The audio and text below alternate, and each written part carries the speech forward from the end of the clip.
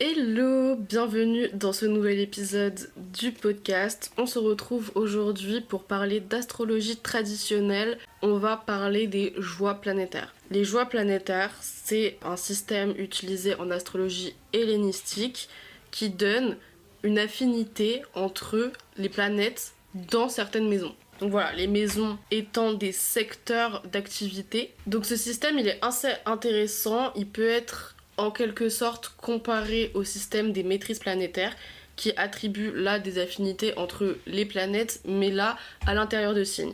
Alors que les joies planétaires, c'est vraiment pour parler des maisons. Étant de l'astrologie traditionnelle, on va vraiment se baser sur les 7 planètes d'astrologie traditionnelle, c'est-à-dire le Soleil, Jupiter, Saturne, Mercure, la Lune, Vénus et Mars. Ce système, il va fonctionner par axe. On va avoir l'axe des luminaires, donc le Soleil et la Lune, l'axe des maléfiques, Saturne et Mars, et l'axe des bénéfiques, Jupiter et Vénus. Si vous venez de commencer en astrologie et que vous ne connaissez pas du tout le terme de maléfique et de bénéfique, c'est normal. C'est des termes qui sont utilisés uniquement maintenant en astrologie traditionnelle. L'astrologie moderne a beaucoup oublié ces termes, parce que déjà ça confuse énormément les débutants, qui disent « Ah mais j'ai Saturne à tel endroit, ça veut dire que c'est maléfique, rien ne va aller ». Non, c'est pas vraiment ça. C'est juste pour dire qu'il y a des planètes qui apportent plus de légèreté, de chance et de bien-être. Donc Vénus et Jupiter, qui sont la petite bénéfique pour Vénus et la grande bénéfique pour Jupiter. Et on a Mars et Saturne, et donc tout le monde a évidemment Mars et Saturne dans son thème, donc il n'y a vraiment rien de dramatique.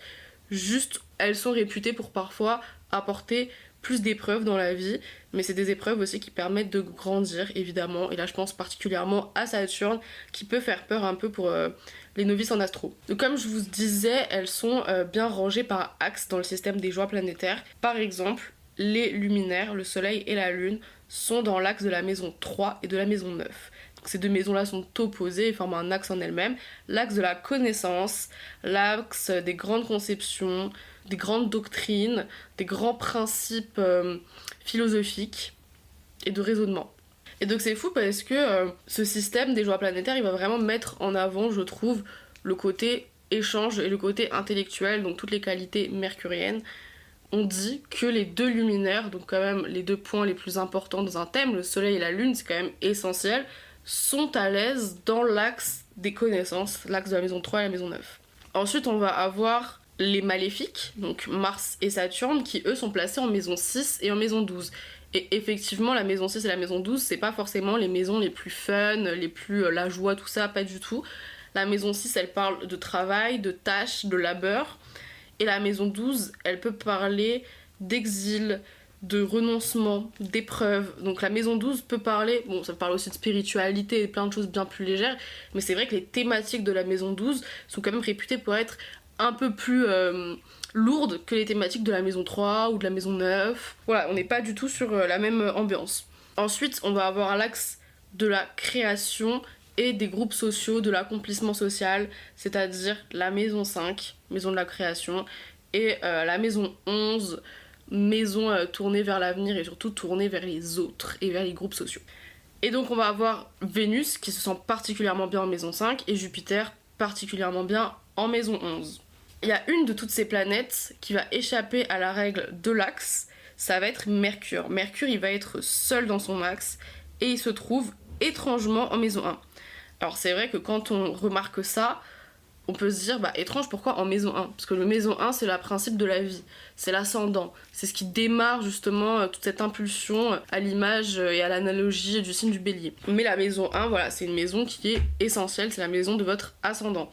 Donc Mercure, de dire qu'il est en maison 1, et qui sort justement de la logique d'axe, puisqu'il est seul, il n'y a aucune joie planétaire en maison 7, c'est aussi pour dire qu'il y a une certaine forme de neutralité, notamment parce que c'est une planète qui est non genrée, là où on peut genrer les planètes, comme on peut genrer les signes.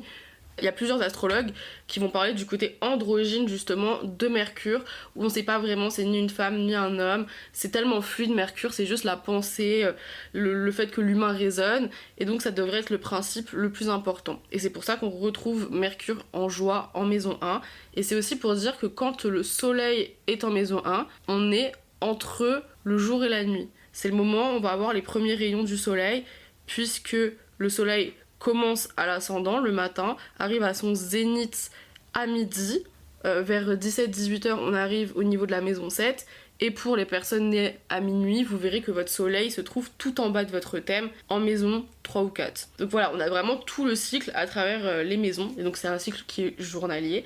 Et donc Mercure, on sait pas vraiment où le passer sur ce cycle, on sait que le secteur 1 a été mis en valeur, et qu'un principe qui est essentiel dans notre vie, dans notre humanité, ça va être le principe de communication, le principe d'information. Et certains astrologues qui partent un peu dans certaines réflexions philosophiques vont jusqu'à dire que ça peut être le but premier de l'humain et que la communication entre nous serait un principe vital. Et donc je trouve ça hyper intéressant de dire voilà, Mercure il sera en maison 1 et le soleil et les luminaires seront dans l'axe de la connaissance, maison 3 et 9. Il y a une autre chose qui explique que le soleil trouve sa joie en maison 9, c'est que la maison 9, étant juste à côté de la maison 10, du coup tout en haut du thème astral, c'est le moment où le soleil est le plus élevé dans le ciel. C'est le moment où le soleil, en réalité, si vous êtes né avec un soleil en maison 9, peut vivre une expansion personnelle, de la gratification qui vont être énormes, ça booste l'ego. On est sur une maison de feu qui recherche une sorte de quête, c'est la quête de la maison 9, la quête comme le Sagittaire, la quête de connaissance, la quête d'expertise, la quête d'accrocher à des dogmes, à des associations. C'est aussi une quête d'aventure et c'est aussi une quête de position sociale quelque part en maison 9. Et en face, on va donc avoir la lune en maison 3. La maison 3, c'est une maison qui parle énormément d'adaptation à son environnement, d'un environnement qui est changeant.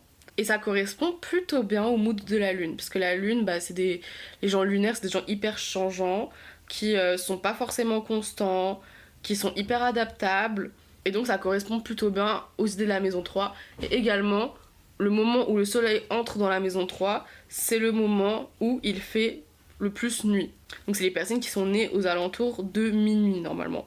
Ensuite, pour ce qui est de l'axe de la maison 5 et de la maison 11 avec Vénus et Jupiter, alors déjà on a Vénus qui est la planète du charme, du flirt, de la beauté, et elle va très bien dans la maison 5 qui est une maison de flirt, une maison où on aime charmer, une maison où on exprime sa créativité, son goût du jeu, son goût aussi d'aller un peu parler à droite à gauche, de s'amuser. Et c'est une maison qui parle quand même de choses assez légères, donc Vénus se sent très bien. Et pour Jupiter c'est une planète qui cherche de l'expansion, qui cherche énormément de reconnaissance. Et elle retrouve justement cette expansion dans un sens surtout social, dans un sens collectif, au sein de cette maison 11. Maison 11 qui parle du réseau, qui parle de l'autre, qui parle de groupe, qui parle d'adhérer à une cause, d'adhérer à quelque chose dans lequel on va s'unir pour justement créer un projet qui parfois nous dépasse. Ensuite, on a l'axe de la maison 6 et de la maison 12. Avec Mars en maison 6, ça va être surtout se la buter à la tâche, encore et encore. Donc avec Mars en maison 6, ça va être principalement se la buter à la tâche, encore et encore. C'est vraiment tryhard tous les domaines de la maison 6. Donc tout ce qui est les domaines pratiques, le bricolage, tous les petits trucs un peu chiants à faire au quotidien, le ménage, rendre des services. Donc c'est une maison qui va prendre beaucoup d'énergie. Donc vraiment, Mars en 6, il va se la buter. Et ensuite Saturne en 12. Alors Saturne, pourquoi il se sent particulièrement bien en maison 12 ? C'est parce qu'il va pouvoir vivre des épreuves. La maison 12, c'est les épreuves, c'est pas facile. Voilà, c'est une maison de solitude, d'exil, on renonce. Enfin franchement, c'est pas simple. Et Saturne, lui, il se sent bien, quoi. Parce que Saturne, lui, la patience, les épreuves, la solitude, ça le connaît. C'est des thématiques qui vont spécifiquement très bien ensemble. Et donc là, vous allez vous dire, mais ça veut dire que j'ai de la chance parce que j'ai Saturne en maison 12 ? Pas du tout. Ça veut juste dire que votre Saturne se sent bien dans ses qualités personnelles dans votre maison 12. Mais comme on parle de Saturne c'est pas forcément dans une première partie de la vie bénéfique. Ça peut se montrer un peu dur, ça peut être pas forcément évident à vivre au début. En fait, si vous voulez, ça apporte de l'importance à votre Saturne. Saturne se sent bien et Saturne va prendre de l'importance juste parce qu'il est dans votre maison 12. C'est une forme de dignité mineure par rapport aux autres dignités. Quand je parle des autres dignités, je parle de l'exaltation.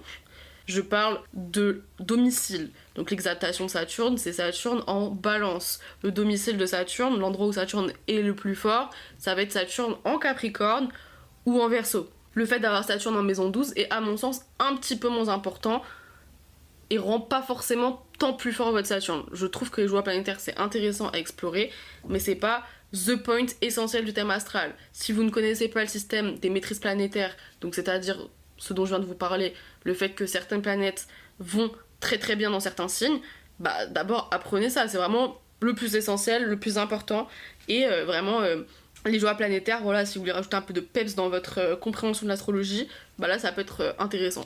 Les joies planétaires, on étudie ça vraiment quand on a déjà des bonnes bases, parce que c'est de l'astrologie traditionnelle qui est pas forcément pertinente pour tous les astrologues.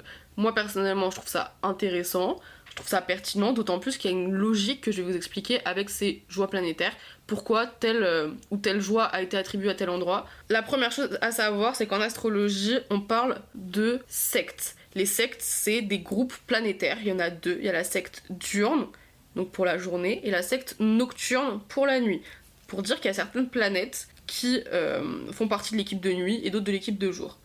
L'équipe de jour, c'est Jupiter, Saturne et le Soleil. L'équipe de nuit, c'est la Lune, Vénus et Mars. Vous êtes né la nuit si votre Soleil est en dessous de l'horizon dans votre thème astral, c'est-à-dire entre la maison 1 et la maison 6. Et vous êtes né la journée si votre Soleil est au-dessus de l'horizon, c'est-à-dire entre la maison 12 et la maison 7. Et donc c'est pour ça que Mars se sent très très bien en maison 6, puisque Mars est une planète nocturne, et donc il est très bien dans une maison qui est également nocturne.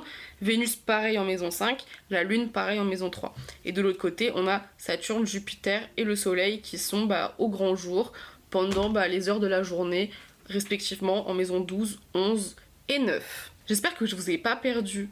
Et évidemment, si visuellement c'est pas très clair, n'hésitez pas à aller chercher une représentation des joies planétaires sur internet. Donc vous cherchez joies planétaires images, vous allez trouver normalement le cycle avec les maisons représentées.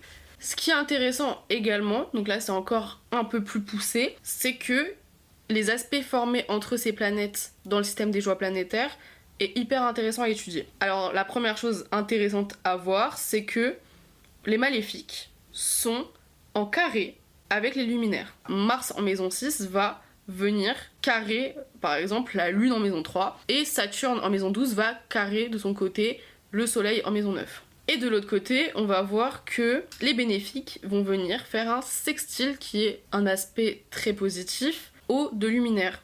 On a Jupiter sextile Soleil et de l'autre côté Vénus sextile la Lune. Et on a également Mercure qui va aussi faire des aspects bénéfiques aux luminaires. On a Mercure qui va trigone le Soleil et sextile la Lune. Si vous ne connaissiez pas le système des joies planétaires, j'espère que vous avez apprécié cet épisode et surtout que vous avez bien compris le concept. Évidemment, on peut encore complexifier tout ça, mais je pense que là c'est suffisant pour cet épisode, surtout si vous êtes novice avec cette notion. En attendant, je suis toujours disponible pour des lectures personnalisées de thème astral. N'hésitez pas à vous abonner sur le podcast, que ça soit sur YouTube, sur Spotify, sur Deezer, sur Apple Podcasts, sur votre plateforme d'écoute, à noter le podcast pour l'aider à se faire référencer. Et on se retrouve très bientôt pour le prochain épisode.